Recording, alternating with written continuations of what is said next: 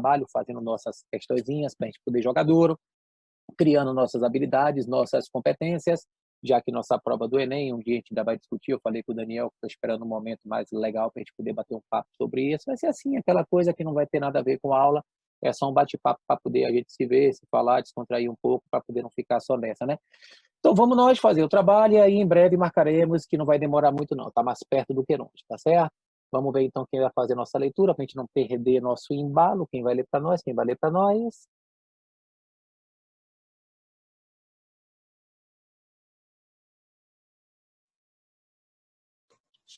Algumas estimativas apontam que nos últimos 100 anos, a concentração de gás carbônico na atmosfera, gás carbônico na atmosfera aumentou em cerca de 40%, devido principalmente à utilização de combustíveis fósseis pela espécie humana. Alguns estudos demonstram essa utilização em larga escala promove o aumento do efeito estufa. Outros fatores de origem antrópica que aumentam o efeito estufa são: Obrigado, meu amigo. A primeira questão é sempre aquela que é de graça, é sempre aquela tranquilinha, para o cara ficar logo feliz, alegre e satisfeito. É uma questão muito simples. O que é que ele está perguntando para nós? Ele está perguntando para nós aqui o seguinte: ele quer saber outros fatores de origem antrópica que aumentam o efeito estufa. Antrópica quer dizer causada pelo homem, ou seja, não é aquele processo natural, é aquele processo que o homem faz. Hoje eu vou fazer assim um pouquinho diferente. Antes da gente explicar como a gente fazia lá na nossa aula, enquanto estava tendo aula presencial, alguém marcaria alguma letra, queria assim chutar ou falar com consciência, não sei. Aqui é democracia. Teria alguma letra para marcar sem a gente falar nada antes? eu marquei letra E. Perfeito, meu querido. E é ela mesma. Por que ela mesma, amigão? Porque o negócio funciona assim, ó. Como é que a coisa funciona? Tá aqui o Sol, solzão bonitão, e aí ele faz o quê? Chega aqui na nossa Terra, ele emite radiação. Essa radiação, ela vai chegar na nossa Terra, ela chega na Terra. Parte dessa radiação a Terra absorve, mas tem uma outra parte que vai para o espaço, vai voltar para o espaço. Só que existe uma camada de gás, geralmente de CO2, que vem da queima de combustíveis fósseis, e essa radiação que era para voltar para o espaço, acontece o que, amigo? Ele absorve essa radiação. E aí, com essa absorção de radiação, provoca um aumento de temperatura no nosso planeta. Um aumento de temperatura, por mais que seja de meio grau, 1 grau, isso já causa muitos problemas que um dia teremos a oportunidade de falar mais sobre isso. Só que nós temos a solução, a natureza ela é sábia, até porque é necessário ter gás carbônico, é necessário ter o efeito estufa. Por quê, amigo? Porque se não tivesse esse aquecimento global, a gente acabaria esfriando. Ah, mas espera aí, o aquecimento global que está acontecendo hoje? Não. O aquecimento global ele tem que ser de forma natural, só que ele é intensificado pelo homem. Por quê, amigo? Porque, na verdade, esse gás carbônico que fica no planeta, quem consegue segurar ele aqui, ó, nossas árvores perfeitas. O que é que as árvores fazem? Absorvem o gás carbônico e lançam oxigênio. Então, quer dizer, o ciclo fica perfeito. A natureza, ela é sábia, ela é perfeita, ela sabe o que ela faz. Só que aí vem o homem e faz o quê, amigo? O homem vai lá e manda isso embora, vai lá e desmata. Termina com. Aí ele já causa o problema, queimando os combustíveis fósseis, ele aumenta a quantidade de CO2. E em vez de deixar quem está ali responsável para minimizar esse aumento, fazer seu trabalho, ele vai e detona. Desmata e também provoca sérias o que, amigo? Sérias queimadas. Então, quer dizer, o homem é o único, não digo nem o principal, é o único responsável pelas queimadas e desmatamentos que acontecem em nosso planeta, o que intensifica o aquecimento global. Essa questão é uma questão relativamente simples, é uma questão mais fácil. Esses outros processos a gente vai falar um dia sobre todos eles, assim, até um pouco mais perto, para você ficar ligado, mas é uma questão que você poderia fazer rapidamente, tá certo? Professor, Pois não. se a questão não tivesse citado fatores de origem antrópica, poderia marcar letra E ou letra A? Aí você teria a letra A, você teria a letra B, você Ah, teria a todas letra seriam, C. né? Exato, exatamente. Certo. É por isso é bom até você fazer esse tipo de pergunta, sabe por quê? Porque é o seguinte, às vezes eu entendo muito o aluno, entendo bastante, entendo mesmo, mas sei que a gente, às vezes, a gente quer, assim, pensar na questão de uma maneira que talvez ela fosse mais difícil de ser respondida. Só que aí ela teria que ser elaborada de uma outra forma, entendeu? Então você Uhum. teria que fazer em outro contexto, colocar outras proposições, porque ela foi feita justamente para negar todas as outras e dar somente uma resposta. Mas é bom perguntar isso, porque a gente vai tirar esse vício e a gente vai chegar lá. Certinho? Certo, obrigada. Beleza pura. E pode ficar à vontade, meus amigos e minhas amigas. Essa também é de graça. Todas de água do Enem são de graça. Agora é um pouquinho grande, né? Fiquem à vontade. Vocês jogam duro.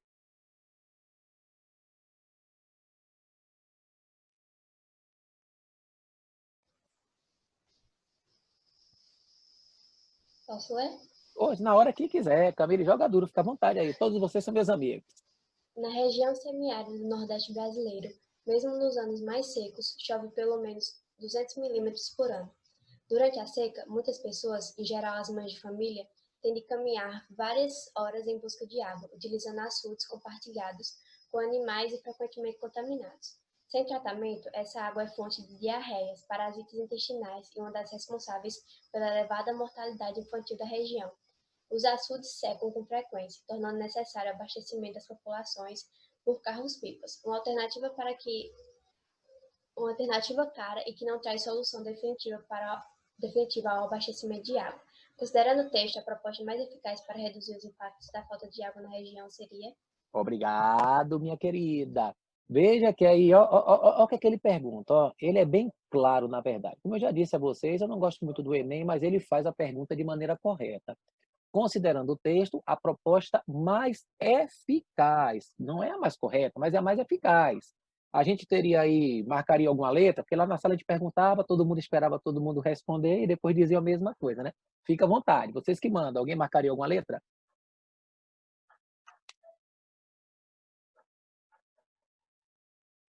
Não sei se está certo, mas eu marquei D. Muito bem, é bom assim, rapaz. Vamos marcando que a gente vai vendo. A gente tá aqui é para isso mesmo, para bater aquele papo e aí a gente, se tiver errado, a gente conserta, se tiver certo, a gente parabeniza. Vamos nós. Bom, então é isso mesmo. Por quê? Ele quer que você, de acordo com o texto, tenha uma proposta mais eficaz para reduzir os problemas com essa falta de água na região. Aí ele vem na letra A, subsidiar a venda de água mineral. Quer dizer, você está com problema de falta de água, aí o governo vai bancar a água mineral, vai diminuir o preço da água, mas não vai resolver o problema. Quer dizer, são coisas que ele coloca absurdamente. A letra B eu acho pior. Distribuir gratuitamente remédios contra parasitas. Quer dizer, você vai tomar uma água podre, você vai ficar doente, mas eu vou lhe dar um remédio. Quer dizer, não resolve nada. E as pessoas acabam se prejudicando, você vai ter um custo com medicamento, você vai ter todo um problema social e político também. Então, quer dizer, é totalmente sem noção. Desenvolver carros-pipa maiores e mais econômicos, quer dizer, ele já até fala no texto, e algumas questões ele já falou várias vezes, que carro-pipa não é solução. E ele ainda diz, é uma alternativa cara, carro-pipa é caro. Aí você aumenta o carro-pipa, fica mais caro ainda, fica pior. Na letra D, captar água da chuva em cisternas, aí Robson ficou legal, permitindo seu adequado tratamento e armazenamento para consumo. Então, amigão, isso é tudo que a gente quer ouvir. Eu vou pegar a água da chuva, que vem teoricamente de graça, vou tratar e vou armazenar, depois vou consumir. Tá tranquilo, tá de boa. E a letra E também é ridícula. Promover a migração das famílias mais necessitadas, então vai-se embora. Sai daqui, isso aqui tá uma merda, você não pode ficar aqui não. Quer dizer, é um negócio que é totalmente sem noção. A mais, assim como ele faz, a mais eficaz, né, para reduzir realmente seria a letra D, que essa também eu acho que foi meio de graça, né? Tranquilinho aí? Tranquilo. Tranquilo, tranquilo, tranquilo. Essas primeiras são assim, para poder o cara ir ficando de boa, que às vezes quando o pessoal vai chegando mais atrasado, aí vai dando tempo de pegar as outras que exigem um pouco mais de trabalho, né? Mas vai lá, fica à vontade para a leitura da outra. Se quiser continuar, se quiser revezar na leitura, tanto faz. Aqui vocês que mandam. Quem manda aqui é nós.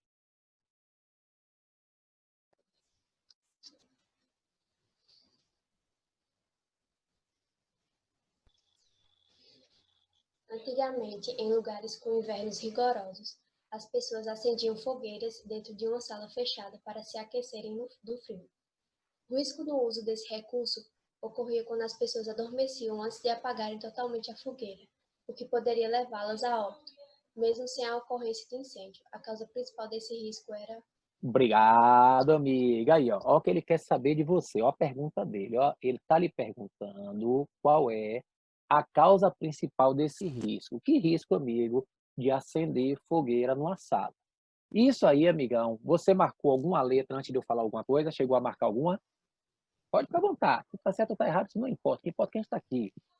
Eu marcarei letra E. Letra E. Muito bem, muito bem, muito bem. É isso aí. Show de bola, show de bola. Vamos nós então. Por que isso? Ó, isso aí, na verdade, eu vou acabar dando a resposta com a minha explicação. Então vai ser assim. O problema é que quando você acende fogueira, existe um gás, que aí já vai ser a resposta mesmo, que é o monóxido de carbono, que é altamente prejudicial. Esse cara, amigo, em locais fechados, ele causa um estrago. Muitas pessoas morrem, é porque a gente não teve assim aula presencial de óxido, eu tive que colocar aquela aula lá gravada no nosso canal. Mas eu falo muito sobre isso, inclusive quando cai essa questão, os alunos vieram até falar comigo. Não pelo tanto de falar do assunto em si, mas mais para conscientizar a galera. É que esse gás, em locais fechados, ele mata mesmo. É em garagem, que ele sai do motor de carro, é em lareira, até falei com os meninos isso daqui, ó, lareira, que o pessoal acende fogueirinha na chaminé, não sei o que e tal. Feijão também, quando queima, são, na verdade, fontes de monóxido de carbono. E qual o problema dele, amigão? O problema desse cara é o seguinte, ó, as pessoas dormiam e acabariam. Geralmente as pessoas morrem dormindo. E o que eu acho pior é que essas notícias elas não vão para a grande mídia, só ficam em blogs sensacionalistas de algumas cidades, geralmente pequenas, viu? Isso acontece. Mas vamos lá. Imagine que aqui você tem, ó, que você estuda lá na biologia, a hemoglobina. Essa hemoglobina, ela vai reagir com oxigênio, O2, que é captado pelos nossos pulmões. Esse oxigênio, ele se junta com a hemoglobina e produz a chamada oxihemoglobina, que é um composto que você estuda na biologia que transporta o oxigênio pelo sangue. Esse cara aqui, quando chega no local certinho, que nosso corpo é uma máquina perfeita, ele libera esse oxigênio e essa hemoglobina, ela está aqui, ó, sozinha, volta a fazer o ciclo novamente, é o que está acontecendo agora com a gente, tranquilamente, aqui de boa, na paz e no sossego. Só que o que acontece é o seguinte, quando entra monóxido de carbono na área, amigo, entrou o CO, que é esse cara aí um abraço. Por que um abraço? Porque o CO, ele entra, ele junta, assim como o oxigênio, ele se junta com a hemoglobina e forma a carboxihemoglobina. Só que essa carboxihemoglobina é um composto altamente estável, ou seja, é um composto que é difícil de quebrar essas ligações, é um corpo estranho para o nosso corpo não consegue mandar isso, botar isso para fora. E aí o oxigênio não vai ser mais transportado. Não sendo mais transportado, as pessoas, amigo, morrem geralmente por asfixia. A pessoa, quando está acordada, ela fica com aquela sensação de tontura, aquela dorzinha de cabeça, desmaia, já era. E quando está dormindo, ela nem percebe, falta o oxigênio e as pessoas acabam morrendo dormindo. Então, infelizmente, amigo, esse é o cara, o principal responsável pela morte das pessoas quando você coloca fogueirinha dentro de casa. Então, o monóxido de carbono, esse cara é o principal responsável pela morte das pessoas. Inclusive, tem locais que as pessoas até utilizam ele para matar outras pessoas em vez do ácido cianídrico. Então, esse cara, a morte é lenta, é gradual e é eficiente. Esse cara, amigão, é um problema sério. E aí vocês conseguiram acertar. Você vê que ele bota nas outras, né? Produção de fuligem, liberação do calor, consumo de todo o oxigênio pelas pessoas, geração de queimaduras pela emissão de faíscas. Quer dizer, nada disso acontece quando você tem uma fogueira em casa. O problema é que é um inimigo tão invisível quanto o diabo do coronavírus. Ele está ali, você não sente o cheiro, não sente nada, e ele mata as pessoas com eficiência, viu, amigos? Muito bem, parabéns por essa. Certinho aí? Seu Lu, Pois não, Vanessa? quando é que eu vou saber que, tipo, a combustão ela vai ser completa ou incompleta quando eu não tiver a equação? Isso aí a gente vai estudar lá em termoquímica, que é justamente por causa do NOx. O NOx é que vai dizer. No caso do CO, o carbono tem NOx mais 2. E aí a gente vai estudar lá em termoquímica que mais 2 não é o maior NOx dele. Por que não é o maior? Porque ele é da família 4A. Então, quando você tiver qualquer tipo de substância formada por qualquer elemento, se ele não chegar no maior NOx dele, a combustão sempre será incompleta. Sempre, sempre, sempre. Mas isso a gente vai falar com detalhes no futuro. É porque geralmente o Ah, pessoal sim. decora, viu? O pessoal Aham, decora. é porque eu Pode. tava em dúvida, tipo assim, quando você falou que apagaram totalmente a fogueira, aí eu queria saber por que, nesse caso, a combustão ela foi incompleta e não completa. Ah, sim, é. Porque é o seguinte, no caso de você apagar a fogueira, não tem a relação com o gás, porque quando você queima a fogueira, que tem carbono, você libera 3 substâncias: o próprio carbono, o CO e o CO2. Geralmente, quem vem em maior quantidade é o CO2, mas o problema é que quando você fica no local fechado, o CO fica aprisionado. Aí, se ele fica aprisionado, ele mata a galera. Por isso que o carro, por exemplo, na garagem, ele mata você, mas na rua não mata. Na descarga sai monóxido de carbono, tanto em um quanto no outro. Mas quando você está na rua, ele vai para a atmosfera, vai para o ar e está ali na boa, sem problema nenhum. Mas quando está no local fechado, algo em torno de 1% do volume do ar, aí sim que ele acaba detonando a gente. O problema é quando você fecha o ambiente e deixa ele tomar conta. Certinho? Ah, entendi. Obrigada. Muito bem, fica à vontade. Vai jogando duro aí, meus amigos e minhas amigas. Ah, essa questão, amigos, vou dizer uma coisa, viu? O povo errou que foi uma beleza, mas é uma questão até fácil, mas o tamanho dela, porque ela tomou a coluna quase toda. As pessoas ficaram muito nervosas com essa questão. Ela não é difícil, não, mas ela confunde bastante. Fique à vontade. Não precisa nem ler as reações, né? Porque a gente vai fazer depois, mas pode ficar à vontade com o texto.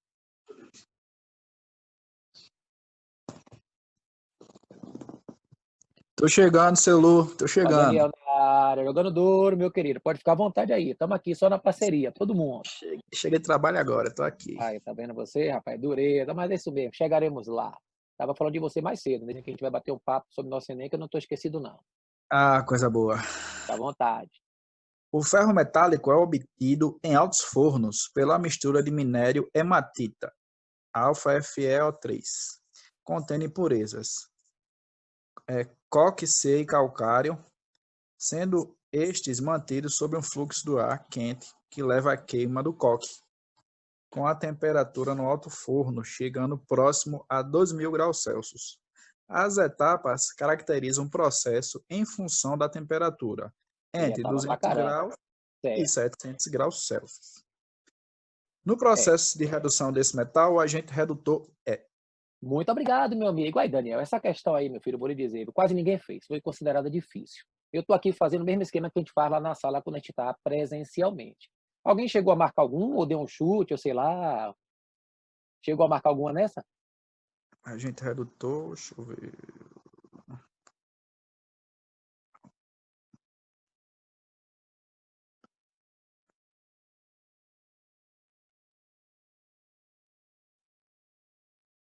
É, essa aí não foi no chute, mas tudo bem, porque a gente tava, nas outras estava mais tranquilo, nessa aí a gente ficou com um pouco de receio, mas é natural, é normal. Prestem bem atenção. Amigos, qual é a pergunta desse cara? Qual é a pergunta? Ele está perguntando a você isso aqui, ó. No processo de redução desse metal, o agente redutor. Aí se ligue. Qual é o metal que ele está falando, amigo? O metal que ele está falando é ferro, é do ferro. Então, isso aqui, essa questão, você não sabe o pandemônio que causou no povo na hora. E quando os meninos terminaram, foi uma das primeiras questões que ficaram me mandando. Como é que faz isso? Como é que faz isso? Que não sei o quê. Que ficou naquela coisa que o aluno geralmente ele fica nervoso. E eu entendo perfeitamente. Só que agora é o seguinte, ó. Ele botou entre 200 e 700 graus, botou 3 equações. Entre 700 e 1.200, botou 2 equações. Entre 1.200 e 2.000, botou mais uma equação. É equação pra caramba. Só que, meus amigos, ele está falando de ferro metálico. Então, se você observar, aqui, ó, nessa aqui, ó, acompanhe meu mouse aqui, ó. Fe2O3, isso aqui não é ferro, isso aqui é um óxido que contém ferro. Então, Fe2O3 não é ferro. Isso aqui também não é ferro, isso aqui não é ferro.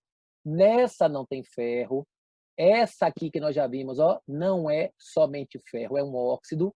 Aqui também é um óxido. Essa não tem e essa não tem. A única equação que tem ferro, meus amigos, é essa equação aqui, que é esse cara aqui, ó, Fe. Então, dessas 3, 5, 6, dessas 6 equações, você só precisa de uma. Só precisa de uma. Que uma é essa, amigo? É essa equação que está bem aqui para você. Essa, que aqui contém ferro. Então, você já eliminou todas as outras, porque ele falou no processo de redução desse metal. Quem é o metal? Ferro. E só tem ferro em uma equação. Então, por isso, meus amigos, que o povo não sabia nem por onde começar. O pessoal pegou o diabo das equações e acabou se atrapalhando. Então, aqui é essa equação que eu preciso. Essa questão, você pode resolver essa questão de umas 3 maneiras diferentes.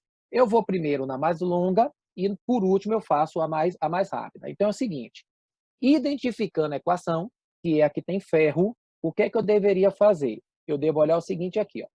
Esse ferro, ele já afirmou que vai sofrer redução, o processo de redução desse metal. Então, ele já afirmou que o ferro sofre redução. Então, o carbono vai sofrer oxidação. Se o ferro está sofrendo redução, obviamente, esse carbono vai sofrer oxidação. Se o carbono vai sofrer oxidação, obviamente, ele que vai ser o chamado agente redutor. Quem oxida é o agente redutor. Quem reduz é o agente oxidante. Então, o agente redutor seria nosso querido CO, que aí você já conseguiria marcar a sua resposta por um caminho um pouco mais assim longo. Ele quer o ferro, eu já identifiquei a equação. Ele fala que o ferro sofre redução, então o CO, que é a outra substância que está no reagente, na equação, vai sofrer oxidação. Baseado nisso, eu posso achar. Então, eu posso fazer assim também. Eu posso pegar a mesma equação e usar o NOx, como eu estava falando aqui com as meninas, minhas amigas, o seguinte, eu posso chegar aqui e dizer que o NOx do oxigênio é menos 2 e que o NOx do ferro é mais 2. Aí, quem foi Camila que me perguntou, eu acho, foi Vitória, não sei, sobre o monóxido de carbono. Aqui, por exemplo, ó, o oxigênio é menos 2, o carbono é mais 2. Aqui o ferro é 0, porque é substância simples. Aqui o oxigênio é menos 2, então você tem menos 4. Então o carbono vai ser mais 4, que chega no limite dele no NOx máximo. Aí vocês observam que o carbono passou de 2 para 4. Se passou de 2 para 4, significa dizer que ele sofreu oxidação, que eu já sabia pela primeira resolução. Se ele sofreu oxidação, ele também seria o agente redutor. Seria uma segunda maneira de eu fazer essa questão, fazer pelo NOx. Ou então, já pela interpretação, meus amigos. Como é que seria a interpretação? Que, na verdade, eu preciso mesmo fazer isso com vocês o tempo todo, para, na hora da prova, a gente ganhar tempo. Como é que é a interpretação? 3 minutos, bicho, para você ler tudo isso, para você poder fazer o entendimento, para poder resolver a questão, para marcar no gabarito, você tem que fazer assim. Ferro metálico está onde, amigão? Está aqui. Então, se o ferro está aqui, bem aqui assim, ó, ferro está aqui, agente oxidante e agente redutor só fica no reagente, viu, amigos? Nunca esqueça isso. Agente é quem age, e quem age é quem reage. Então, um vai ser agente oxidante e outro vai ser agente redutor. Então, nessa equação que ele me deu, um é agente oxidante, o outro é agente redutor.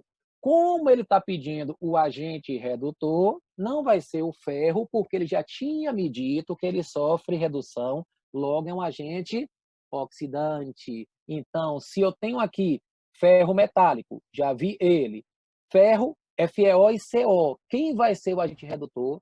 Só pode ser o CO, que seria a minha alternativa na letra B. Então, vejam que é uma questão que ela é grande, mas que se o cara pegar essas duas, tem a frasezinha lá embaixo, o processo de redução do metal, o metal é o ferro, então já identifiquei a equação. Se o ferro está aqui, o agente ou é esse ou é esse. Como o ferro não é, só pode ser o CO, que eu marco a letra B. Ok aí, amigos? Ok, professor. Perfeito, minha querida. Agora veja, agora o caminho a pessoa escolhe. Só que você vê que tem caminhos longos, também tem caminhos longos e tem caminhos curtos. Aí cada um faz da maneira que achar melhor. Sinta-se à vontade nessa número 5.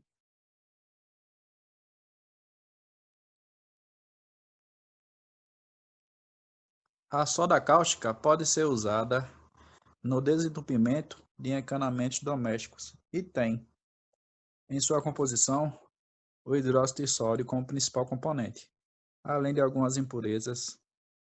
A soda normalmente é comercializada na forma sólida, mas que apresenta aspecto derretido quando exposta ao ar por certo período. O fenômeno de derretimento decorre da. Obrigado, Daniel. Aí, amigo, aqui é o seguinte, ó. Qual é a pergunta dele? O fenômeno de derretimento, entre aspas. Ela não derrete, é como se derretesse. Essa é mais tranquila. Conseguiram marcar alguma se a gente explicar nada? Marcou alguma letra aí? Pode ficar à vontade. Para que a gente pode falar o que a gente quiser. Eu marquei A. Muito bem, muito bem. E por que a gente marcou A? Por quê? Por quê? Aqui é o seguinte, ó. Ele fala derretido quando exposta ao ar por certo período. Então, quer dizer, derreter, eu já sei de uma coisa, derreter, amigão, não é reação química. Derreter não é reação. Então, eu posso eliminar a letra C, que botou ali que era reação, estava ali escrito reação na letra C, e também posso eliminar a letra E, que ele também botou reação. Agora, preste bem atenção, como muita gente vacilou nessa, apesar da resposta ser letra A. Fusão é a passagem do estado sólido para o estado líquido, preste bem atenção. Fusão é derreter, beleza, só que o derretimento dele está entre aspas. Então, meus amigos, isso não é uma fusão. Fusão é quando derrete de verdade, e não entre aspas, e não entre aspas. Absorção e adsorção. Algumas pessoas fazem uma pequena confusão com isso. A adsorção é mais ou menos quando você tem isso aqui, ó. Imagine que você tem aqui uma moléculazinha e outras moléculas em volta dela. O que é que vai acontecer? O que vai acontecer é isso aqui, ó. Essas moléculazinhas aqui, ó, bonitinhas, elas vão fazer isso aqui, ó. Ó. Aí, ó, o que é que elas fazem, ó?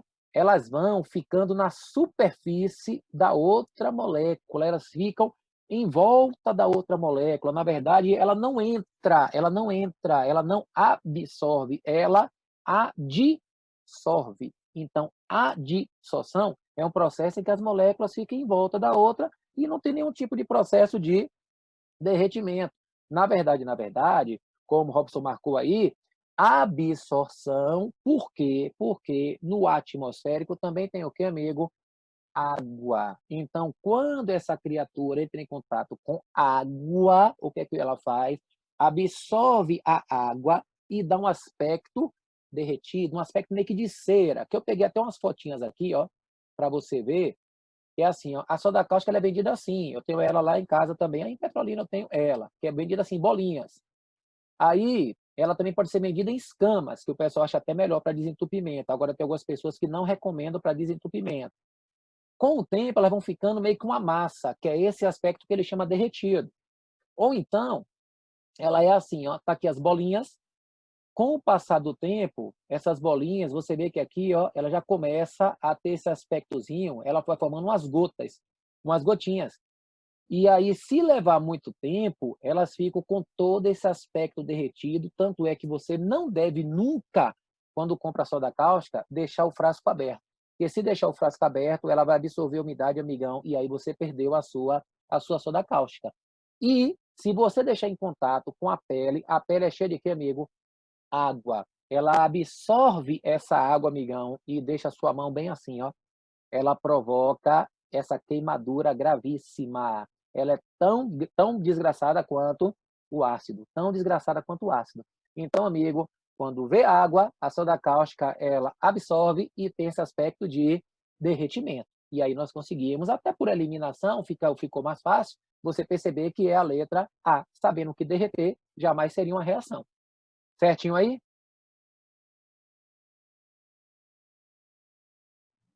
Certo. Perfeito, perfeito. Marcou essa direitinho, viu? Vamos nós que a gente vai jogando é duro. Essas daí são tranquilas. São de boa. Ah, essa também é legal, essa é boa. Sintam-se à vontade, vocês jogam duro.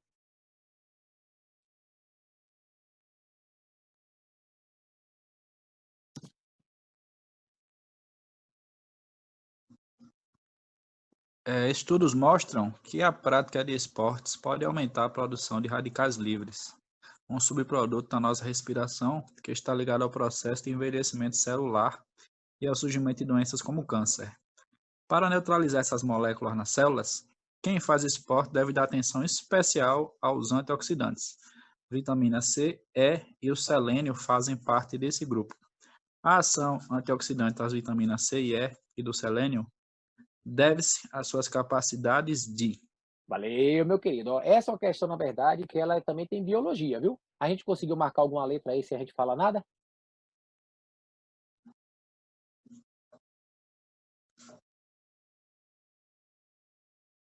Chegamos a marcar alguma? Por enquanto, não. Por enquanto, sim, por enquanto, não. Tudo bem. Ação antioxidante. Você já poderia marcar a sua resposta só por isso aqui, ó, amigo. Quando ele chega para você e fala, ó, ação antioxidante. Só que primeiro eu vou lhe dar uma explicação, como eu já lhe disse, primeiro um processo mais longo e depois a gente faz de uma maneira mais rápida para você. Tem a ver Aqui com os radicais livres, seu Lu? exatamente, meu querido, é exatamente isso. E também o fato de ele colocar aqui uma palavra já que já mata a questão. O Enem foi bondoso. Ele botou uma palavrinha aí que já resolveu o nosso problema, mas eu vou lhe mostrar daqui a pouco. Assim, ó, o que é que você tem? Imagine que aqui você tem uma estrutura qualquer, de algum elemento qualquer, que está, de certa forma, estável. Está com todos os seus elétrons aí, bacana, legal, tranquilo, despreocupado da vida. Por algum motivo em nosso corpo, é daí que vem as doenças também, meus amigos, por algum motivo, esse mesmo composto aqui, ó, que está aqui bonitão, tranquilo, de boa, despreocupado, por algum motivo, ele perde o seu elétron. Esse elétron, amigão, ele vai para qualquer lugar do seu corpo, o que faz com que esse elétron que estava em par, que fica no orbital, que estava em par, fique sozinho, ou seja, formou um radical livre, formou um radical livre. E isso é um perigo. Por que isso é um perigo, amigo? Porque essa substância dentro do seu corpo, ela vai fazer uma ligação com quem ela achar pela frente. E geralmente, quando ela faz essa ligação, ela provoca geralmente tumor. E tumor nada mais é do que câncer. Agora sim, preste bem atenção no que eu vou lhe dizer. Já ouviu falar de tumor benigno e tumor maligno. Então, o que é isso? É mais ou menos o seguinte: você tá com, você não, vou dizer assim, alguém porque vai dizer você é meio complicado. Alguém tá com um radical livre.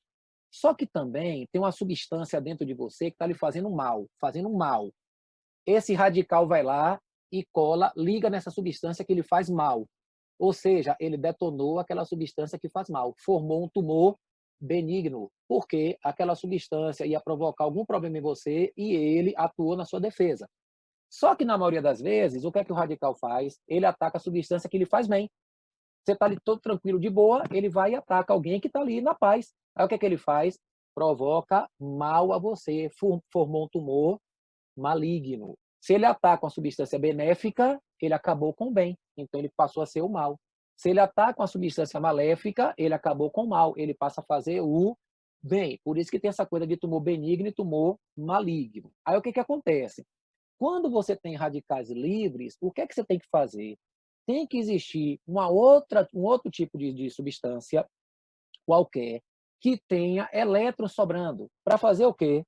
Pegar esse elétron, que é o chamado antioxidante, pegar esse elétron e jogar no lugar onde estava faltando. Colocar de novo no local onde estava faltando e essa substância deixa de ser um radical e volta a ficar estável novamente. Então, essas substâncias, elas são adquiridas por meio de vitaminas, como ele falou aí, C e E, ou então você até compra isso nas farmácias, a depender dos exames que você faz. Então, esses antioxidantes, o que eles fazem? Quimicamente, eles doam elétrons. Quem doa elétron é quem sofre o quê? Oxidação. Quem oxida é o agente redutor, que a gente viu também lá atrás. Então, o que é que isso quer dizer, amigo? Que a ação do antioxidante é sempre um processo de oxidação. Por que um processo de oxidação? Muita gente se atrapalha com esse português. Olha o nome, ó. As pessoas atrapalham. Oxida com oxidante. Reduz com redutor. Preste bem atenção para você não confundir. Quem oxida é redutor.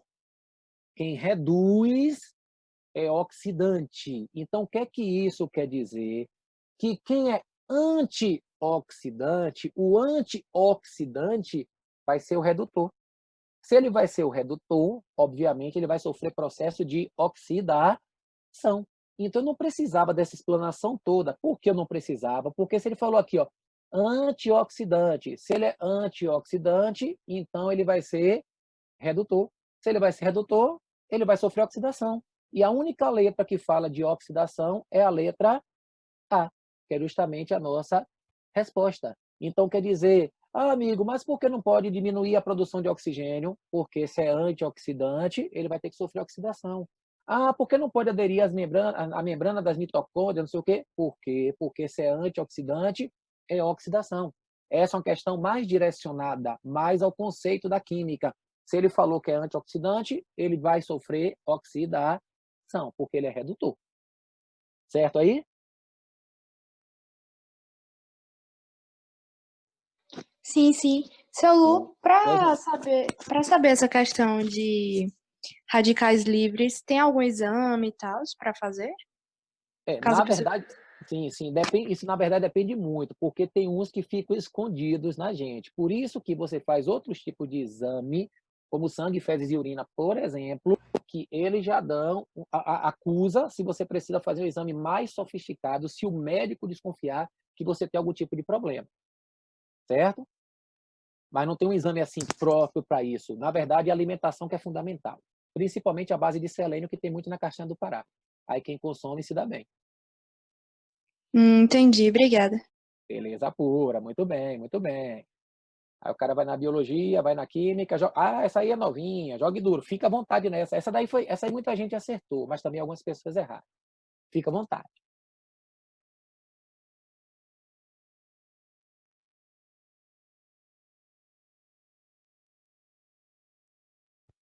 Estou na expectativa. A identificação de riscos de produtos perigosos para o transporte rodoviário é obrigatória e realizada por meio da sinalização composta por painel de segurança, de cor alaranjada e um rótulo de risco. As informações inseridas no painel de segurança e no rótulo de risco, conforme determinada a legislação, permitem que se identifique o produto transportado e os perigos a ele associados. A sinalização mostrada identifica uma substância que está sendo transportada em um caminhão. Os três algarismos da parte superior do painel indicam o número de risco. Os números 268 indica tratar-se de um gás, 2 tóxico, 6 e corrosivo, 8. Os 4 dígitos da parte inferior correspondem ao número ONU, que identifica o produto transportado. Considerando a identificação apresentada no caminhão, o código 1005 corresponde à substância. Obrigado, amigo. Aí é uma questão também de interpretação. O que é que ele pede para nós aqui? Ó? Considerando a identificação que está nesse caminhão, que substância é essa? Antes da gente falar alguma coisa, marcamos alguma letra aí?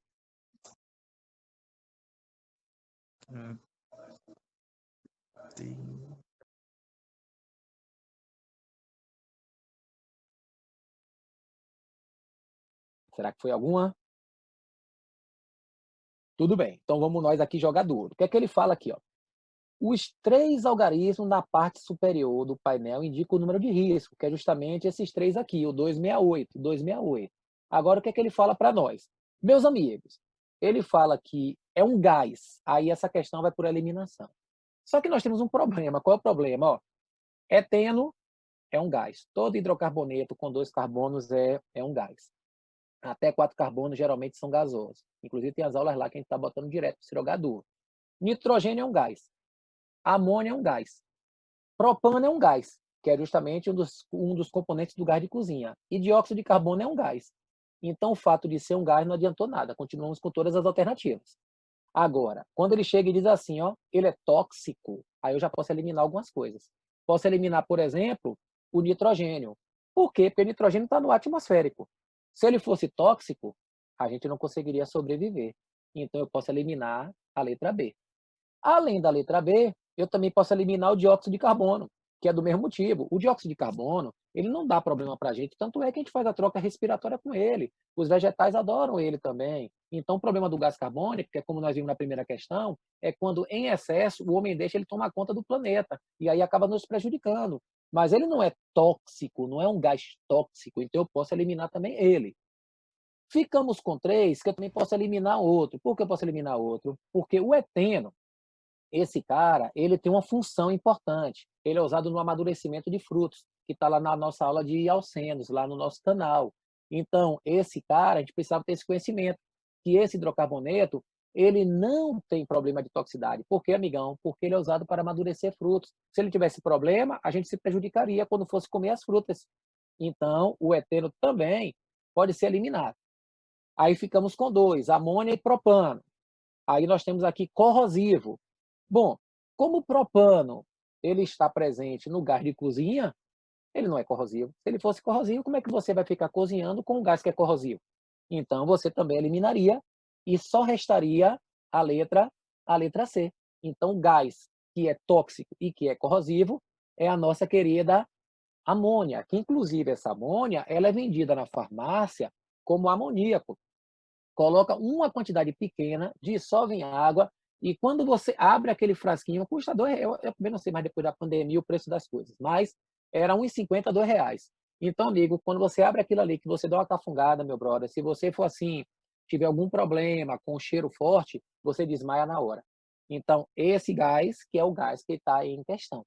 É uma questão que a gente faz por eliminação. Todos são gases, beleza. Tóxicos, não. O nitrogênio não é nem o gás carbônico, nem o eteno. Corrosivo, o propano não é corrosivo porque está presente no gás de cozinha. Certinho aí? Ô, seu Lu, Pois não. é aí que entra, tipo, aí seria um exemplo do ciclo do nitrogênio, que aí viria as bactérias fixadoras, pegaria a amônia Exatamente. e faria a nitrificação? Sim, exatamente. Que é justamente daí, porque vem também vem do nitrogênio do gás que forma o ciclo também, mas daqui também, exatamente isso. Que termina no nitrato, né? Para poder ficar Sim, de boa, sim. ficar tranquilo. Muito bem. Uhum. Fechado, show de bola. Vai jogando duro. Olha outra questão boa aí. Essa questão o Enem foi bondoso também, viu? Essa questão podia ser muito mais trabalhosa, mas ela foi até tranquila. Fica à vontade. Realizou-se um experimento utilizando-se o esquema mostrando na figura, para medir a condutibilidade elétrica de soluções. Foram montados 5 kits contendo, cada um, 3 soluções de mesma concentração, sendo uma de ácido, uma de base e outra de sal. Os kits analisados pelos alunos foram: qual dos kits analisados provocou o acendimento da lâmpada com um brilho mais intenso nas 3 soluções? Muito obrigado, Camille. Então aqui, ó, qual dos kits analisados provocou o acendimento da lâmpada com brilho mais intenso? Essa é a pergunta. Temos alguma resposta antes da gente falar? Pode ficar à vontade, pode falar o que você quiser aqui. Aqui todo mundo é amigo.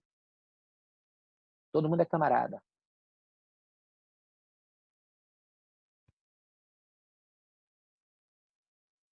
Tudo bem. Então vamos lá. O que é que ele fala pra gente, ó? O que é um brilho mais intenso? É quando você tem mais liberação de íons, ou seja, eu tenho que ter as substâncias mais fortes. Repara que a solução 1, que ele bota aqui, é com ácidos, 2 é com bases e 3 é com sais. Então, você tem ácidos, bases e sais. Para saber quem é o mais forte, como eu disse antes, o Enem foi bondoso. O ácido, a maneira correta está lá na nossa aula de ácido, que é abrir a fórmula e ver as ligações chamadas dativas. Só que, claro, como o Enem não trabalha com o que o pessoal chama de exceção, você pode usar as regras deles. Por que pode usar a regra, amiga? Porque assim, ó, na aula que eu coloquei para vocês, ácido, tudo é explicado. Quando você vai no Decoreba, toda regra tem exceção. A nossa sorte é que o Enem usa a regra, mas não coloca as exceções. Então, você pode também decorar a regrinha para o Enem, porque nesse caso fica mais rápido do que você pegar as fórmulas e abrir todas, como tem lá na aula de ácidos que eu fiz para todos vocês. Inclusive, por coincidência, esses estão bem lá. Esses 5 estão lá. Então, como é que eu faço para saber, no macete, a força de um ácido, amigo? eu tenho que pegar o primeiro ácido, que é H3BO3, e fazer isso aqui, ó. Isso é a manha, viu? Pegar o número de oxigênio, que é 3, subtrair do número de hidrogênio, que também é 3, e dividir pelo número de átomos do elemento do meio, que geralmente é 1. O elemento do meio que é 1, só tem um boro. 3 menos 3 sobre 1 dá 0, e aí eu tenho que ter esse trabalho com todos. Claro que, se você já tiver habilidade lá na hora, já tiver decorado essa regra, como o pessoal gosta, tranquilo, você já podia fazer de cabeça. Você já vinha aqui, ó, 3 menos 3, 4 menos 3, e ia fazendo rapidinho. Mas eu vou aqui na manhã, como eu já lhe falei, devagar, e você faz como quiser. 4, que é o oxigênio, menos 3, que é o hidrogênio, dividido por 1. Isso aqui vai dar 1. Aí pego o H2SO4, faço a mesma coisa, só repetição, só repetição. 4 menos 2 sobre 1. Isso aqui vai dar 2. Aí pego o HClO4, 4 menos 1 sobre 1, que vai dar 3. E aí eu tenho 2, ou 3, menos 1 sobre 1, que vai dar 2. Então o Enem foi bondoso por quê? Que já me deu a resposta. Por que me deu a resposta? Porque 3 é o maior valor que eu tenho. E esse cara é o HClO4, que pertence ao kit 4. Então, quer dizer, eu já posso marcar somente fazendo essa continha de cabeça. Não precisava nem olhar as outras, mas eu vou olhar. Não precisava. O cara já chegava aqui e já fazia de cabeça assim, ó. Aqui, deixa eu ver. 3 menos 3 dá 0. 4 menos 3 dá 1. 4 menos 2 dá 2. 4 menos 1 dá 3. 3 menos 1 dá 2. Então, eu já marcava logo direto e já saía dessa questão, não perdia muito tempo. Só que, vamos dizer que o Enem, que vacilou, tivesse colocado 2 que tivesse dado 3. Aí você ia ter que olhar a base. Quais são as bases mais fortes que tem? As que liberam mais hidroxilas. Quais são as que liberam mais hidroxilas? A que tem maior raio atômico. Quem é que tem maior raio, amigo? As bases da família 1 e as bases da família 2, menos o berílio e o magnésio. Então, se você observar, quem está aqui, ó, é bem esse cara, NaOH, soda cáustica, que é justamente a que a gente falou nesse instante da queimadura. Uma base fortíssima, uma base que adora uma água para provocar queimaduras. Então, confirma que é o kit 4. E se eu tivesse dúvidas ainda, o sal é o NaCl. O NaCl é um dos sais mais solúveis que existem. Esse cara em água, nas condições normais, dissolve bem. O que quer dizer dissolver bem? Liberar íons. Se libera íons, provoca o acendimento da lâmpada com mais intensidade. Então, a gente tem que pensar assim, quanto mais íons liberados, carga positiva e carga negativa, mais intensa é o brilho de uma lâmpada. Tanto é que você pode fazer o experimento, pega lâmpadas de voltagem pequena, essas de geladeira ou coisa do tipo, de 5 volts, 5,6 geralmente, e coloque água salgada. Você consegue fazer o acendimento da lâmpada pela liberação do íon. Mas aqui no caso, o cara tem que ter um trabalho de calcular cada um, tem que pegar a base cada uma e o sal cada um. Só que como o Enem foi bondoso, ele botou 5, mas já deu logo um de cara. E aí já achou logo o 4, que seria a nossa resposta. Certinho aí?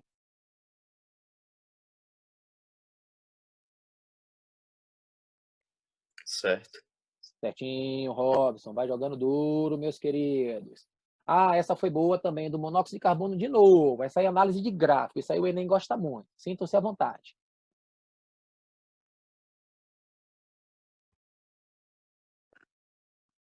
Um pesquisador avaliou o efeito de temperatura do motor em velocidade constante e da velocidade média de um veículo com a temperatura do motor constante sobre a emissão de monóxido de carbono em dois tipos de percurso, aclive e declive, com iguais distâncias percorridas em linha reta.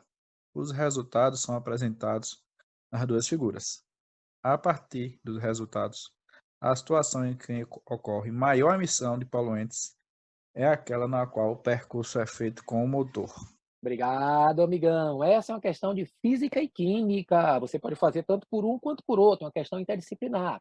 Qual é a pergunta dele? A partir dos resultados, a situação que ocorre com maior emissão de poluentes. Então, emissão de poluentes. Marcamos alguma letra nessa? Deu tempo de fazer? Seria na descida, né? Acho que em declive. Ah, Em declive. Eu não sei se tá certo, eu marquei D. D. Pronto. Então, vamos dar uma olhadinha aqui agora, para a gente jogar duro. Vamos lá. O que, que ele Maior quer? emissão. É maior emissão. A emissão maior em aclive, é isso mesmo. Pronto, perfeito, perfeito. Então, onde é que está a emissão? A emissão está bem aqui, ó. Emissão de CO. Emissão de CO. Onde é que está a maior emissão, meus amigos? A maior emissão, em função da temperatura, está aqui, esse ponto aqui, ó. Tá vendo aqui esse ponto? Esse ponto é de maior emissão. Então, se você observar, esse ponto aqui, ó, ele chega a emitir quase 30 gramas de CO por quilômetro. Então, ele emite mais quando está nesse ponto. Esse é o ponto mais alto, maior emissão. Essa emissão, ela ocorre numa temperatura mais ou menos de 30. Ou seja, você percebe que quando a temperatura do motor vai aumentando, a emissão ela vai diminuindo. Como ele está pedindo, ele pede aqui, ó, maior emissão, maior é quando a temperatura é mais baixa. Quando a temperatura é mais baixa. Então, quer dizer, se a temperatura é baixa, ele emite muito. Se a temperatura é alta, ele emite menos. Então, o que é que isso quer dizer, amigão? Que eu posso eliminar a letra A, porque ele fala aquecido, e posso eliminar a letra B, que ele fala aquecido também. Agora, vocês podem perceber que essa linhazinha aqui, ó, pretinha, é o aclive, e a pontilhadinha é o declive, e nós estamos no aclive. Então, se nós estamos no aclive, essa aqui também, a letra C, também ela pode ser eliminada. Essa letra C também pode ser eliminada. Aí você diz, e agora, amigo? Fiquei com duas. E aí eu vou de novo, olha agora o outro. Emissão em função da velocidade. Qual é a maior emissão? O maior ponto. Cadê o maior ponto, amigo? Está aqui. Esse é o maior ponto. Esse é o maior ponto. A nossa velocidade é mais baixa. Velocidade de 40. Velocidade de 40. Você percebe que quando a velocidade vai aumentando, ele vai diminuindo. Então, quer dizer que é necessário que você tenha uma temperatura mais baixa, frio, já vimos, tem que estar em aclive, que nós já vimos também, e agora a sua velocidade deve ser velocidade baixa. Velocidade baixa. Quanto menor é a sua velocidade, maior vai ser a emissão. Então, quer dizer que na velocidade mais baixa e em aclive de novo, você tem, acertamos de novo, a letra D. Ah, amiga, então peraí. Quer dizer que essa questão também posso fazer rápido? Pode, porque gráfico, na verdade, não é para fazer assim como eu estou fazendo, não. Eu estou fazendo para tentar buscar o máximo de informação possível. Mas o certo mesmo é você olhar. Ele quer o quê? Maior emissão. O maior está mais alto. Onde é que ele está mais alto? Na linha preta e na temperatura mais baixa. Ou seja, aclive em temperatura baixa. Já elimino logo 3 letras. E aqui, cadê o ponto mais alto? Ah, o ponto mais alto está aqui, ó. Ele está aqui na velocidade mais baixa e, obviamente, continua no aclive. Então, quer dizer que tem que ser no frio, tem velocidade menor e a pista tem que estar em aclive de acordo com o texto. Certinho aí?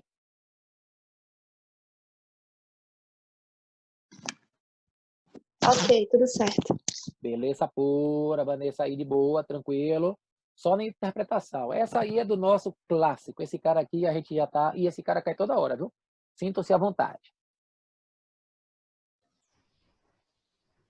Moradores sobreviventes da tragédia que destruiu aproximadamente 60 casas no Morro do Bumba, na zona norte de Niterói, RG, ainda defendem a hipótese de o deslizamento ter sido causado por uma explosão provocada por gás metano, visto que esse local foi um lixão entre os anos 1960 e 1980. O gás mencionado no texto é produzido...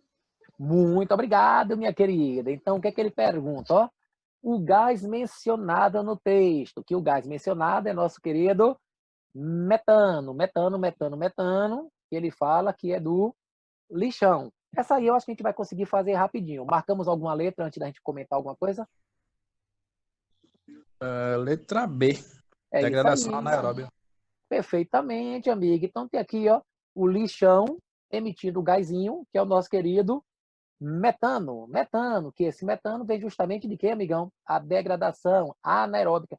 A matéria orgânica, ela é detonada por bactérias, por isso que ele é chamado gás do lixo, porque essas bactérias são em maior quantidade e o lixo é cheio disso, amigão. Então, nunca esqueça metano, gás do lixo, anaeróbico, bactéria, biodigestor, biogás, tudo isso é sinônimo de metano, tá certo? Para poder o cara não vacilar. Essa é uma das questões mais de graça. Quando o Daniel fez, a gente falou, qualquer coisa, amigão, sempre marque metano na prova que vai dar certo. Essa é mais rapidinha, mais tranquila essa, tá de boa?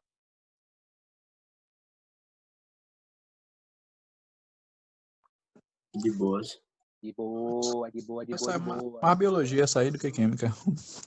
Na verdade, é porque ela é interdisciplinar mesmo, e como você fala muito de metano, aí você pode fazer, mas tá certo, Daniel, meu querido. Essa é clássica também, viu? Essa aí é a química orgânica, que tá lá no nosso canal, já tá botando muita coisa, jogando duro, fica à vontade.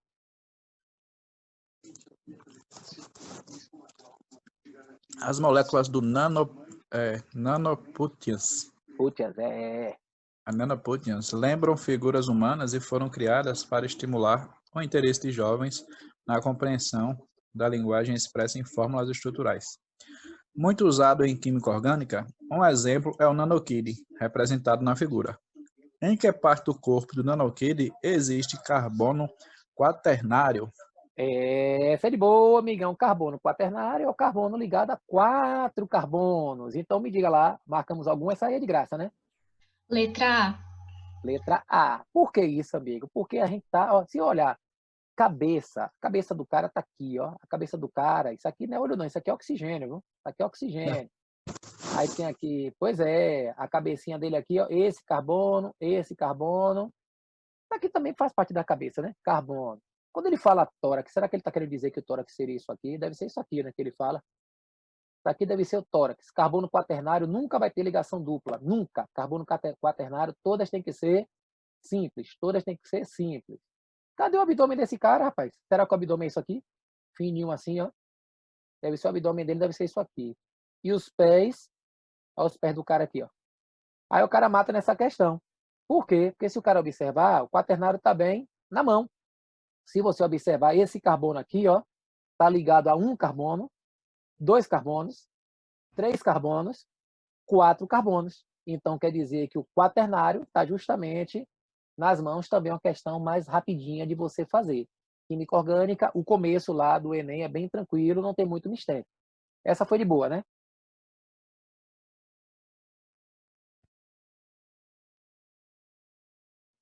Foi sim, mais tranquilo. Mais tranquila, mais relax.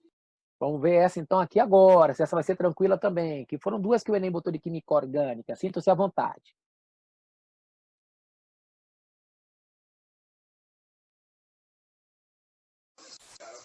O ácido acetilsalicílico, AS, é Ah, uma substância utilizada como fármaco analgésico no alívio das dores de cabeça.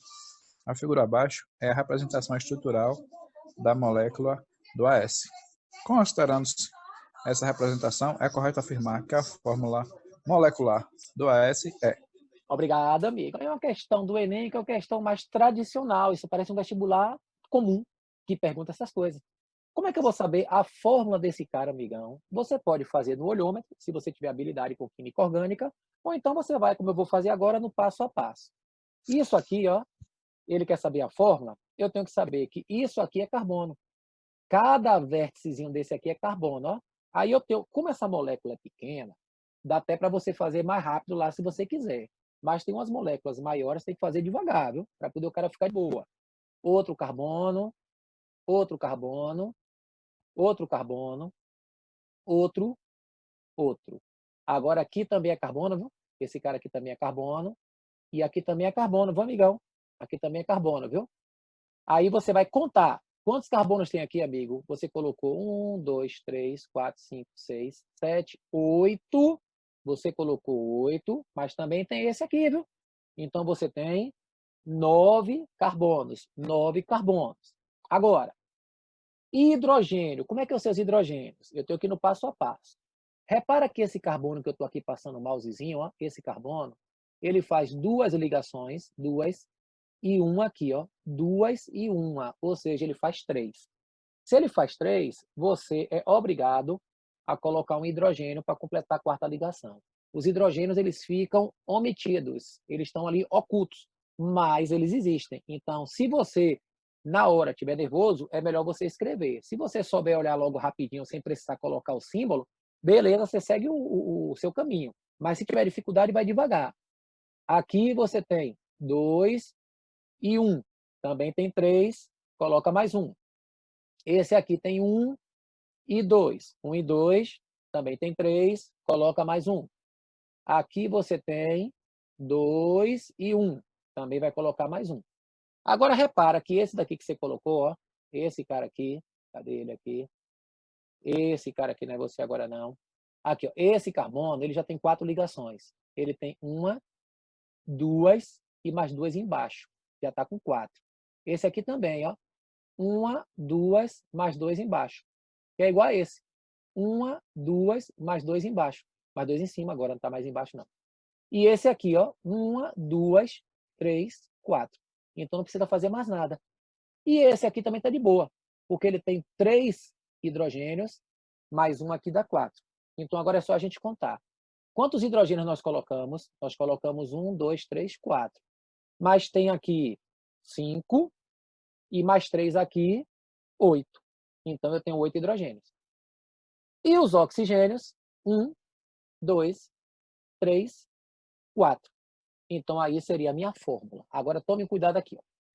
Matou a questão, respondeu, contou direitinho, um abraço. Só que o Enem, ele não fez isso. Olha o que o Enem fez. Ó. Ninguém tem 9 aqui. Ó. Ninguém tem 9. Aí você ainda tinha que ter um trabalho de ficar somando aqui. Ó. Somar assim. Ó. Letra A, 7 carbonos, mais 1 daqui. 7 mais 1 dá 8. 7 mais 1 dá 8. 8 mais 1 dá 9. Então pode ser 8 mais 1 dá 9, pode ser. 8 mais 1 dá 9, só que aqui você já viu que hidrogênio já tem 16 só aqui. Então você tem duas letras, letra C e letra D. Aí você olha aqui o hidrogênio, ó, 3 mais 1 dá 4. E aqui 7 mais 1 dá 8. Então quer dizer que o que bate, na verdade, é a letra D. Porque se você quiser olhar todos de novo, você olha 8 mais 1 carbono, 9. Hidrogênio 7 mais 1, 8. Oxigênio 2 mais 2, 4. E aí você conseguiria matar a sua questão. Fazendo devagar, fazendo com calma. Certinho? Essa daí também é de boa, né? Essa aí a molécula é até pequenininha. Tranquilidades?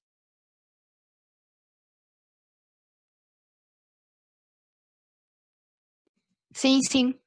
Muito bem, muito bem, muito bem. Agora vamos aos cálculos. Quero ver. Essa aí eu não vou perguntar se a gente marcou alguma, porque vai ter que fazer cálculo. Sinta-se à vontade. A cafeína é um alcaloide identificado como 1,37-trimetilxantina, massa molar 194, cuja estrutura química contém uma unidade de purina, conforme representado. Este alcaloide é encontrado em grande quantidade nas sementes de café e nas folhas de chá verde. Uma xícara de café contém, em média, 80 mg de cafeína.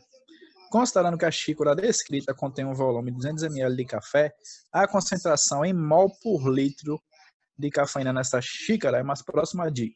Muito obrigado, meu amigo. Então, essa é uma questão parecida com a que a gente já fez anteriormente. Ele só mudou os valores e o contexto, mas é muito igual. O que é que ele fala aqui para nós? Ó, o que é que ele quer? Bom, a concentração em mol por litro. Então, ele quer a concentração em mol por litro de cafeína. Para isso, ele me deu a massa molar, 194 gramas por mol. Ele me deu a massa de 80 miligramas. E ele me deu um volume de 200 ml. Muito parecida com a que a gente fez, que a massa molar era 342, a massa era 3,42 e o volume era 50. A mesma questão, só mudou o contexto. A mesma coisa. E aí, amigo, como é que a gente faz? Bom, vamos no passo a passo. Primeira coisa, calcular o mol que está presente nessa xícara de 200 ml. 194 gramas, que você tem aqui, é a massa correspondente a 1 mol. 194 gramas corresponde a 1 mol. Só que a massa que ele deu são 80 miligramas. E 80 miligramas você tem que dividir por 1.000 para transformar em grama. Vocês perceberam que a gente já fez isso algumas vezes aqui. Por 1.000, então fica 0,08 gramas. Vamos achar a quantidade em mol. Agora veja que conta desgraçada. Preste bem atenção. 0,08 dividido por 194. Isso é um absurdo. Por isso que você, lá na hora, eu resolvi essa questão assim, ó. O número de mol, eu coloquei como sendo 8 vezes 10 a menos 2. Olha como me ajudou isso aqui, ó. Porque você tem 0,08. Você anda uma, duas casas. 8 vezes 10 a menos 2. E eu dividi por 194, só que 194 eu coloquei 1,94 vezes 10 ao quadrado. Por que você fez isso? Porque ele está pedindo aqui, ó, mais próxima de. Então, eu posso aproximar esse valor. Se você perceber, 1,94 é muito próximo de quanto, amigo? De 2. 1,94 é praticamente 2. Então, eu não perdi tempo nessa conta. 8 dividido por 2, eu botei como sendo 4. 4. E o 10 ao quadrado que sobe, ele sobe com sinal trocado. Então, fica 4 vezes 10 a menos 4. Então, na hora de fazer essa conta, eu não perdi muito tempo. Eu coloquei ela no lugarzinho bonitinho e aproximei para 2, já que a resposta quer aproximada. E aí ficou mais tranquilo. Por quê? Porque eu vou calcular agora em 1 litro. 4 vezes 10 a menos 4 está presente na xícara de 200 ml. Mas você quer achar em 1 litro, que são 1.000 ml. E aí é fácil de fazer essa conta, porque 1.000 dá para dividir por 200, que é 5. 5 vezes 4 dá 20. Então, fica 20 vezes 10 a menos 4. Só que 20 vezes 10 a menos 4, você vai andar 4 casas para a esquerda. 4 casas para a esquerda, como você tem 2, você bota mais 2 zeros. Então, quer dizer, você fica com 0,002, que é a sua letra B. Então, quer dizer, é uma questão muito parecida com a outra, se bem que a conta da outra foi melhor. Mas se você aproximasse, dava certo. Por quê? 194 gramas é a massa de 1 mol. Beleza. E 80 miligramas, tem que transformar em grama, que é 0,08. Quando eu botei essa conta assim, eu vi que ia dar um número desgraçado. Eu digo, como é que eu vou dividir esse negócio? Eu fui na aproximação. 0,08 é a mesma coisa de 8 vezes 10 a menos 2. E 194 é a mesma coisa de 1,94 vezes 10 ao quadrado, correspondente com as vírgulas correspondentes. Porque eu já percebi que 1,94 é próximo de 2. Então, quando eu dividi 8 por 1,94, deu praticamente 4, porque 8 dividido por 2 é 4. E aí o 10 ao quadrado, quando sobe, ele sobe com sinal trocado. Então, fica menos 2, menos 2. E menos 2 com menos 2 dá menos 4, que está presente em 200 ml. Mas ele quer em 1.000, que é 5 vezes mais. Se ele quer em 1.000, é 5 vezes 4. 5 vezes 4 dá 20, e aí a gente acha a nossa resposta. Certinho aí?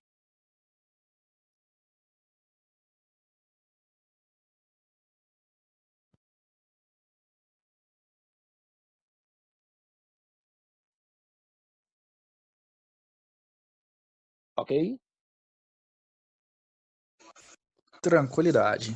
Tranquilidade. Agora uma que foi de física, de matemática e de química. Agora ela é grande, viu, Daniel? Essa aí tem um texto de. O pessoal ficou com medo dessa questão. Essa questão aí meteu muito medo na galera. Tomou a coluna toda da prova. Mas vamos jogar duro.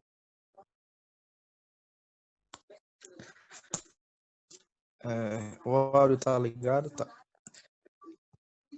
Benjamin Franklin, por volta de 1757, percebeu que 2 barcos que compõem a frota com a qual viajava para Londres permaneciam estáveis, enquanto os outros eram jogados pelo vento. Ao questionar o porquê daquele fenômeno, foi informado ao capitão que provavelmente os cozinheiros haviam arremessado óleo pelos lados do barco. Inquirindo mais a respeito, soube que habitantes da ilha do Pacífico jogavam óleo na água para impedir que o vento agitasse e atrapalhasse a pesca. Em 1774, Franklin resolveu testar o fenômeno, jogando uma colher de chá, 4 ml de óleo de oliva, em um lago onde pequenas ondas eram formadas. Mais curioso que o efeito de acalmar as ondas foi o fato de que o óleo havia se espalhado completamente pelo lago, numa área de aproximadamente 2.000 metros quadrados, formando um filme fino. Embora não tenha sido a intenção original de Franklin, esse exemplo permite uma estimativa de ordem de grandeza do tamanho das moléculas. Para isso, basta uma única molécula de espessura. Nas condições do experimento realizado por Franklin, as moléculas do óleo apresentam o tamanho da ordem de Aí ordem de grandeza, aí você mistura a matemática, você mistura a molécula da química, é uma questão bem interdisciplinar. Então, como é que a gente faz isso, amigos? Seria o seguinte, ó, essa aí também é de cálculo, a gente vai fazendo aqui de boa. Nas condições do experimento realizado por Franklin, as moléculas do óleo, ele quer saber o tamanho, o tamanho. Só que esse tamanho, o tamanho, ele pede uma ordem. E ele fala que para isso basta uma única molécula de espessura. Então, o tamanho que ele se refere é a espessura. Qual vai ser a espessura dessa molécula? É da ordem de quanto? Aí você fala, como é que eu vou saber a espessura, amigo? Primeiro, ele lhe deu 4 ml, e 4 ml é volume, volume de 4 ml. Segundo, ele lhe deu 2.000 metros quadrados, que é a área, volume e área. Se deu volume e área, dá para eu achar a espessura. Ah, mas como é que eu faço isso? Bom, primeiro é o seguinte, esse 4 ml é igual a 4 centímetros cúbicos, vai converter a unidade. Então, você tem aqui em centímetro e aqui em metro. O que é que eu tenho que fazer? Metro para centímetro ou centímetro para metro? Depende da resposta. A resposta está dada em quê, amigo? Metro. Então, o ideal é você usar em metro, usar em metro. E como é que eu faço isso usando em metro? Vamos lembrar de uma coisinha aqui bacana, ó. Metro cúbico, decímetro cúbico, centímetro cúbico. Para você transformar de centímetro para metro, você tem que andar quantas casas, amigo? Duas casas. Multiplicar por 10 a menos 2. Mas isso aí não é metro linear e centímetro linear. Isso é metro cúbico. Então, essas duas casas devem ser elevadas ao cubo. Então, você não vai multiplicar por 10 a menos 2. Você vai ter que multiplicar isso aqui por 10 a menos 6. Menos 6. Então, na verdade, o seu volume aqui, ele é 4 vezes 10 a menos 6. Se são duas casas, 2, aí você vai multiplicar 2 vezes 3, 6. Algumas pessoas erraram essa questão, porque fizeram assim, 2 ao cubo, 8, e acabaram se prejudicando, porque você tem que saber o que está fazendo na hora para não se atrapalhar, porque o 2 aí é o expoente de uma potência, então não tem que estar elevando ele, é só multiplicar os dois. Então é 10 a menos 6. E agora? Bom, aqui, a minha área, 2 vezes 10 a terceira, colocando tudo na potência de 10. 3 zeros fica 10 a terceira. Meu volume nada mais é do que área vezes espessura. Volume, matematicamente, é você pegar a área e multiplicar pela espessura, área da base vezes altura, ou coisa desse tipo. Aí o cara diz, então quer dizer que 4 vezes 10 a menos 6 é igual a 2 vezes 10 a terceira vezes a espessura? Sim. Então quer dizer que a espessura é 4 vezes 10 a menos 6 dividido por 2 vezes 10 a terceira. É. Então, 4 dividido por 2 vai dar 2 vezes 10 a menos 9. Por que menos 9? Igual aquela outra. O 3 sobe com sinal trocado. Vai subir menos 3. Menos 3 com menos 6 dá menos 9. Como ele quer somente a ordem é somente 10 a menos 9. 10 a menos 9, que seria a letra D. Então, quer dizer, é uma questão mais de conversão de unidade do que qualquer outra coisa. Então, quando você fala dessa espessura dessas moléculas, do óleo que você tem de oliva e por aí vai, tem que estar ligado. E as transformações, eu sempre acho melhor fazer de acordo com a resposta, porque você já acha o resultado já direto. Então, se ele quer em metro, vou transformar tudo em metro. Se são 4 ml, são 4 centímetros cúbicos, que 1 ml é igual a 1 centímetro cúbico. Só que de centímetro para metro são duas casas, é 10 a menos 2. Mas como está o cubo, o 2 vai multiplicar por 3, que vai virar 6.